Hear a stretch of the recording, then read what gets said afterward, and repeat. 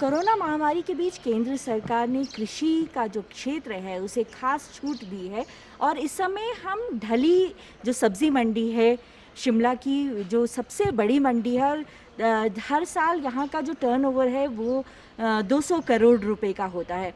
ये मंडी जाने जाती है कि यहाँ पर बहुत जो भी अपर शिमला में सब्जियाँ उगाई जाती हैं या सेब की फसल होती है वो यहाँ पर आती है और यहीं से जो देश के विभिन्न भाग हैं वहाँ पर जाती है। हमारे साथ हैं इस समय जो शिमला व किन्नौर एपीएमसी के अध्यक्ष हैं नरेश शर्मा जी।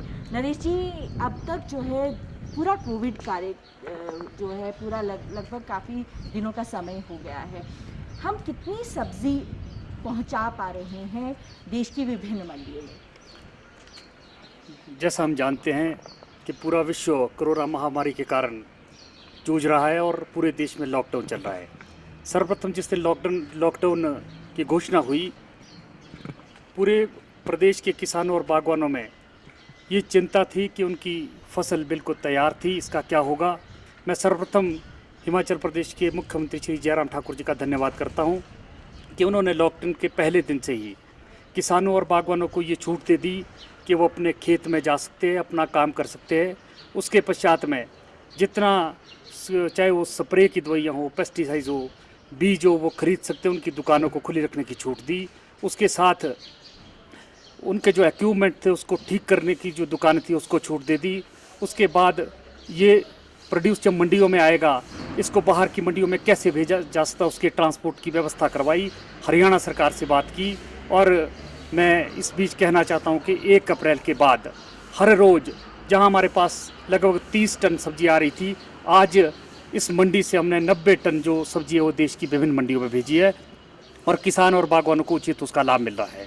नरेश जी, मटर की फसल जो है अगर बात की जाए तो अपर शिमला में बिल्कुल तैयार है, किन्नौर में भी। क्या मटर की फसल शिमला मंडी तक पहुंच पा रही है? जहाँ तक मटर की फसल का सवाल है, आज हमने 70 टन मटर जो है देश की विभिन्न मंडियों में भेजा है और माननीय मुख्यमंत्री जी ने, श्री जयराम ठाकुर जी ने हमको आदेश दिया है कि कोशिश की जाए कि शिमला मंडी को छोड़कर ग्रामीण क्षेत्र में जहाँ भी एपीएमसी किसानों को सुविधा दे सकते उसका प्रयास करें। इसी निर्देश को लेकर हम कल पराला मंडी में गए थे।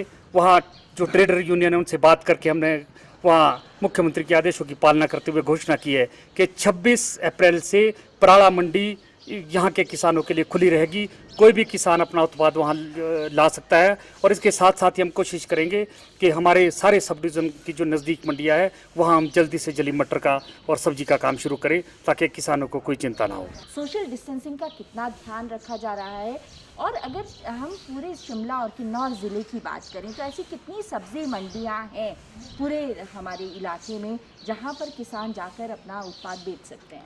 जहाँ तक सोशल डिस्टेंसिंग का इशू है, रोज़ जाना हम सब्जी मंडी में सैनिटाइजेशन करते हैं, पूरी सैनिटाइजेशन होती है। हमने मास्क की, सैनिटाइज़र की पूरी व्यवस्था की है और इसके साथ साथ पूरी मंडी में स्प्रे होती है और साथ में सोशल डिस्टेंसिंग का हम पूरा ध्यान रख रहे हैं। इसलिए मेरा किसानों और बागवानों से भी निवेदन है कि वो जितना आवश्यक हो उतना ही मंडी में आए और खासकर अपने उत्पाद का पैसा लेने के लिए मंडी में आने की आवश्यकता नहीं है। हमने व्यवस्था की है कि ई-नेम पोर्टल जो कि प्रधानमंत्री का ड्रीम प्रोजेक्ट है, उसके थ्रू हम किसानों को सारी पेमेंट करने जा रहे हैं। इसलिए किसान और बागवानों को पेमेंट की वजह से यहाँ आने की आवश्यकता नहीं है। इसके साथ स्टोन फ्रूट और खासकर चेरी हमारा शुरू हो रहा है 10-15 दिन में और हमने माननीय मुख्यमंत्री से निवेदन किया था कि इसका जो पैकिंग मटेरियल है उसकी व्यवस्था की जाए। मैं आज उनका धन्यवाद करना चाहूँगा कि जितना पैकिंग मटेरियल जो चेरी का वो हमारे पास यहाँ हिमाचल में आ चुका है और चेरी जब भी शुरू होगी एपीएमसी शिमला की मंडियाँ उसको खरीदने के लिए तैयार है। जो भी व्यवस्था उसके लिए करनी होगी उसको हम करेंगे। जब से हमने ये एपीएमसी की मंडियाँ शुरू की है, अभी सब्जी के क्षेत्र में हमारी शिमला सब्जी मंडी, ढली सब्जी मंडी, रामपुर सब्जी मंडी काम कर रही है। जल्दी ये रोडू और नेरवा की जो सब्जी मंडी वो शुरू हो जाएगी। पराला सब्जी मंडी 26 से शुरू कर रहे हैं।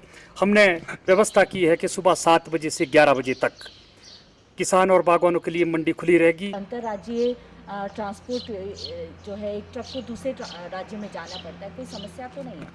देखिए, शुरू में समस्या ट्रांसपोर्टेशन में थी, लेकिन जैसे माननीय प्रधानमंत्री श्री नरेंद्र मोदी जी ने पूरे देश में एग्रीकल्चर सेक्टर में जो लोग भी काम कर रहे हैं उनको इस कर्फ्यू से छूट दी है, तो अभी तक मैं कह सकता हूँ कि यहाँ से जो माल ट्रांसपोर्ट हो रहा है उसमें अभी तक हमारे को कोई दिक्कत नहीं आ रही है। मैं माननीय प्रधानमंत्री जी का बहुत बहुत धन्यवाद करता हूँ, क्योंकि ये जो मटर है हमारे देश की विभिन्न मंडियाँ, चाहे आज़ादपुर हो, बॉम्बे हो, इस तरह की मंडियों में हम अभी भी पहुँचा रहे हैं। किसान और बागवानों में खास करके बहुत चिंता थी लॉकडाउन को लेकर कि उन्हें उनके प्रोड्यूस का सही दाम नहीं मिल पाएगा। क्या ऐसा आपको लगता है? ये किसानों और बागवानों का बहुत सौभाग्य है कि प्रदेश के मुख्यमंत्री की कुर्सी पर एक ऐसे व्यक्ति बैठे हैं जो खुद किसान है, बागवान है। उनको इस बात की चिंता है कि किसानों और बागवानों को क्या समस्या आएगी। पहले ये लग रहा था कि ये जो हमारा उत्पाद है ये मंडियों तक ही पहुंचेगा कि नहीं पहुंचेगा, उसका मूल्य तो बाद की बात है। लेकिन जैसे ही हम सरकार ने ये व्यवस्था की, यहाँ सारा सब्जी बिकना शुरू हुआ, तो आज मैं कह सकता हूँ कि जहाँ मटर 15-20 रुपए किलो बिक रही थी, आज इसका रेट जो है 30 से 35 पर किलो हो गया है। और जैसे जैसे पंजाब की जो सब्जियां खत्म होती जाएगी, सब्जियों का रेट बढ़ता जाएगा, और मुझे लगता है कि किसान बागवानों को जिस प्रकार का इसका फायदा होता है वो होने वाला है। नरेश शर्मा जी का कहना है कि वे बागवान और जो किसान हैं बिल्कुल ना घबराएं, सही दाम जो है उनको मिलेगा उनके उत्पाद का। और लॉकडाउन के समय में भी उचित व्यवस्था एपीएमसी ने की है कि उनका जो उत्पाद है वो यहाँ पर आए और यहाँ से देश की विभिन्न मंडियों में जाए। राकेश कुमार के साथ नंदिनी मित्तल, डीडी न्यूज़ शिमला।